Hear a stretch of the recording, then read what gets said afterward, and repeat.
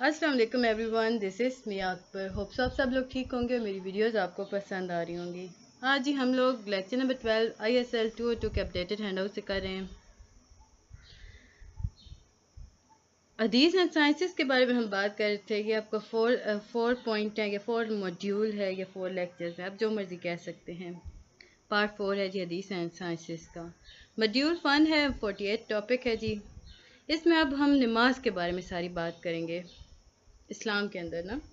तो सबसे पहले हमारे पास एक आयत आती है या हदीस है, सनन अबी दाऊद के अंदर से ली गई है। When your children are 7 years old, instruct them to offer prayer. जब आपके बच्चे 7 साल के हो जाएं तो उन्हें नमाज पढ़ाएं. And when they turn 10 years old, punish them for neglecting prayer and also their belts.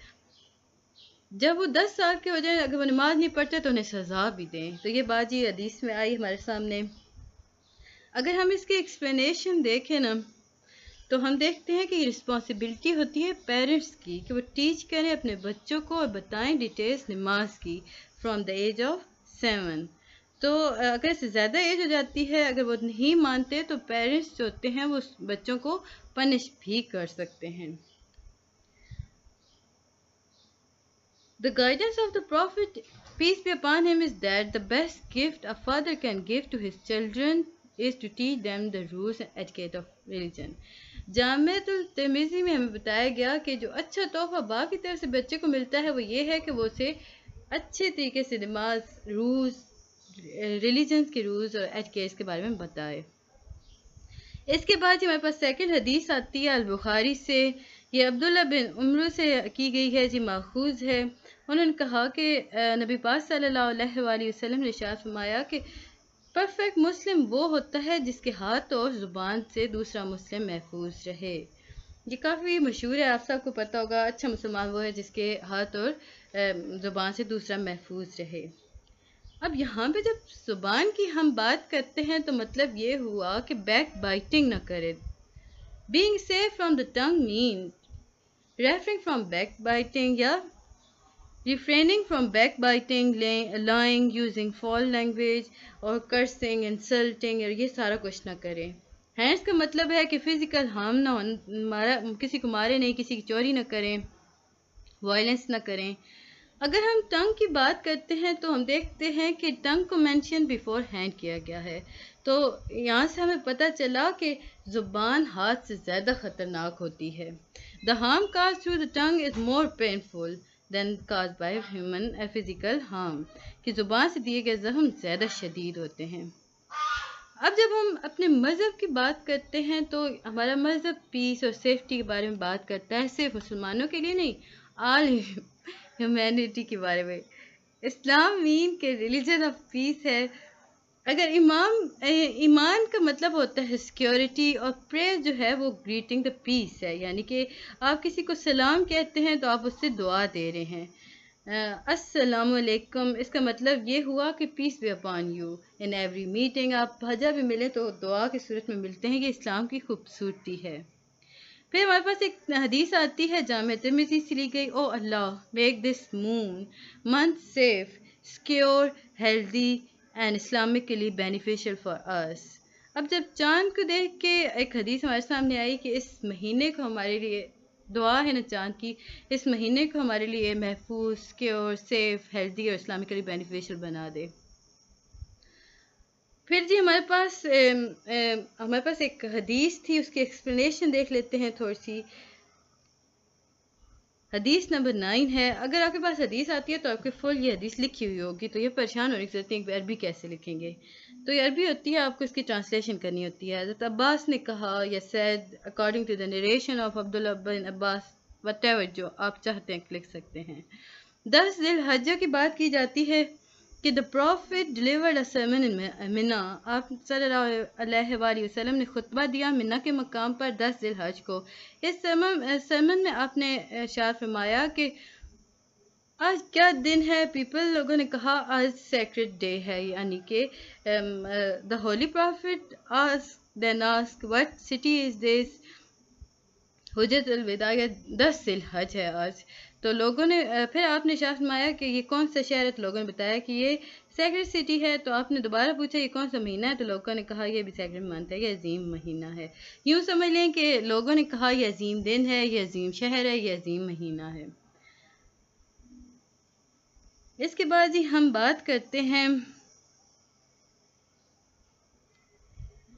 ایک اور حدیث ہے کہ حضرت عبداللہ بن عمر نریٹ کرتے ہیں کہ جب انہوں نے دیکھا کہ پروفٹ پیس بی اپان ہم طواف کر رہے تھے نا کعبہ کا، اور انہوں نے سنا کہ آپ صلی اللہ علیہ وسلم ارشاد فرما رہے تھے، اوہ کعبہ ہاؤ میگنیفیشنٹ یو آر، تم کتنے عظیم ہو اور کتنے خوبصورت ہو، تمہاری سینسٹی کتنی عظیم ہے. یعنی کہ آپ اس کی تعریف کر رہے تھے.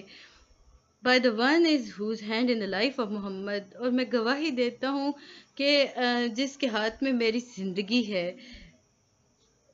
Property, honor is greater in the sight of Allah than your sincerity and we should always have good thoughts about the believers. یعنی کہ تم کافی عظیم ہو، یوں ساری باتیں اس میں کہتی گئیں. تو اس میں آپ کے لیے صرف پر یہی تھا کہ آپ صلی اللہ علیہ وسلم کعبہ کا طواف کرتے، کعبہ کی عظمت بیان کر رہے تھے. اچھا یہاں پہ ہمارے پاس یہ آ جاتا ہے ایک اور حدیث ہے صحیح مسلم سے لی گئی. جابر بن عبداللہ نے بتایا کہ نبی پاک صلی اللہ علیہ وسلم نے ارشاد فرمایا، بری کاموں سے بچو، برائی سے دور رہو، کیونکہ یہ برائی قیامت کے دن تمہیں جہنم کے اندھیروں میں لے جائے گی، تمہیں ڈسٹروائے کر کے رکھ دے گی. اب اس کی ایکسپلینیشن ہے کہ انجسٹس سے بچو. انجسٹس جو ہوتی ہے وہ کاز آف ڈارکنیس ہوتی ہے. اس کے بعد ہی ہمارے پاس اگلی ایک حدیث آتی ہے، حدیث number 11. Abu Sa'id Khudri reported that he heard Messenger of Allah, peace be upon him, says, when any one of you sees something evil، جب تم میں سے کوئی بھی کچھ برا ہوتا ہوا دیکھے تو وہ اسے اپنے ہاتھ سے روکے، اگر وہ نہیں کر سکتا تو اپنی زبان سے روکے، اگر وہ یہ بھی نہیں کر سکتا تو اپنے دل میں اسے برا سمجھے. اور یہ ایمان کی بہت کمزور شق ہے، یہ کمزور حصہ ہے. اگر اس آیت کی ہم ایکسپلینیشن دیکھیں تو ایول کو پریونٹ کرنا چاہیے. آپ کو دیا گیا ہے کہ آپ زبان سے روکیں، آپ ہاتھ سے روکیں، اگر نہیں کر سکتے تو اپنے دل میں تو کم از کم خیال کریں. To feel bad against an evil is require from every Muslim. ہر مسلم کی ذمہ داری ہے کہ اسے محسوس ہونا چاہیے برائی اپنے دل کے اندر، تو وہ کم از کم کر ہی سکتا ہے. اس کے بعد ہے جی حدیث number 12. On the day of judgment, a person will be brought and thrown into hell. اچھا حدیثیں آپ کی آتی ہیں، آپ کو یہ حدیث دی جائے گی اور آپ نے اس کے ٹرانسلیٹ کرنا ہوگا. 5 مارکس کی حدیث ہوتی ہیں. اس میں کہا جاتا ہے کہ جس دن قیامت کھڑی ہو جائے گی، ہر انسان کو اس کے اعمال پکڑا دیے جائیں گے، جن کے نتیجے میں یا تو وہ جہنم میں جائیں گے یا جنت میں. اگر وہ جہنم میں جاتے ہیں تو وہ اتنی بری جگہ ہے کہ جہاں آپ کے انٹسٹائن آپ کے اسٹومک سے باہر آ جائیں گی. He will circle around them like a donkey circling a grinding mill. اب وہ جہنم ایسے گھوم رہا ہوگا جیسے گدھا جو ہوتا ہے وہ گرائنڈنگ مل کے اندر، وہ دیکھتے ہیں نا، وہ اسے باندھ دیا جاتا ہے، وہ گول گول گھومتا رہتا ہے. Oh so and an inhabitant of hell will gather around him and ask. اور جہنم کے جو باسی ہوں گے وہ اس کے سامنے آئیں گے، اسے کہیں گے، اسے کھیلیں گے، oh so and so did you not command good and forbid evil؟ کیا تم نے کبھی اچھا کام نہیں کیا، برائی کا برا نہیں جانا؟ He will reply, yes I did but I would command other to do good. میں نے کیا تھا ایسا، لیکن میں نے دوسروں کو کہا تھا کہ آپ اچھا عمل کریں، میں خود نہیں اچھا عمل کرتا تھا. تو اس کی سزا میں سے جہنم بھیج دیا جائے گا.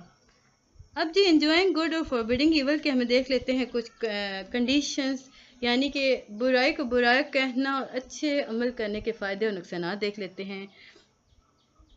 اب جو کمانڈ دی جاتی ہے نا گڈ، اور to do it by oneself and to stop evil and refrain it by oneself. جب دوسروں کو ہم نصیحت کر رہے ہوتے ہیں، وہ ایک محاورہ ہے نا، وہ کیا تھا، میاں فضیت سم تھنگ، وہ مجھے دماغ میں مس ہو گیا، مطلب آگے پیچھے ہو گیا، سمجھ نہیں آ رہا، چلے چھوڑیں اسے.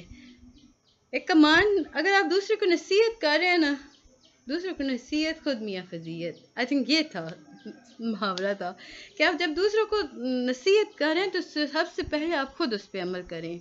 آپ خود اچھی باتیں کریں گے، خود اچھائی پر عمل کریں گے تو ہی آپ دوسروں کو پر عمل کرا سکتے ہیں اور انہیں دوسروں کو آپ مشورات دے سکتے ہیں۔ یہ ساری باتیں جس ماڈیول میں ہمیں بتائی گئی تھیں۔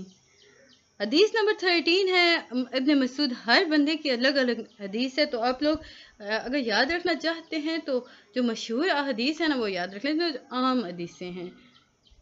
عبداللہ بن مسعود کہتے ہیں کہ حضرت محمد صلی اللہ علیہ وسلم ارشاد فرماتے ہیں کہ قیامت کے دن man's feet will not move from his Lord's presence until he is questioned about 5 things۔ انسان اس وقت تک قیامت کے دن آگے پیچھے نہیں ہو سکتا جب تک اس سے اس کا خدا 5 سوال نہ پوچھ لے۔ وہ 5 سوال کیا ہیں؟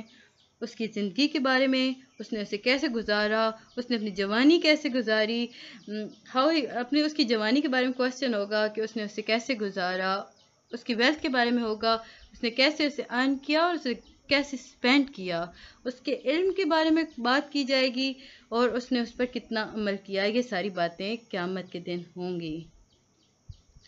اس کے بعد ہے جی ایک حدیث ہے، یہ آپ کی حدیث بہت امپورٹنٹ ہے کیونکہ یہ بہت شارٹ سی اور اس میں آپ کا آتا ہے He who adopt moderation will not be needy۔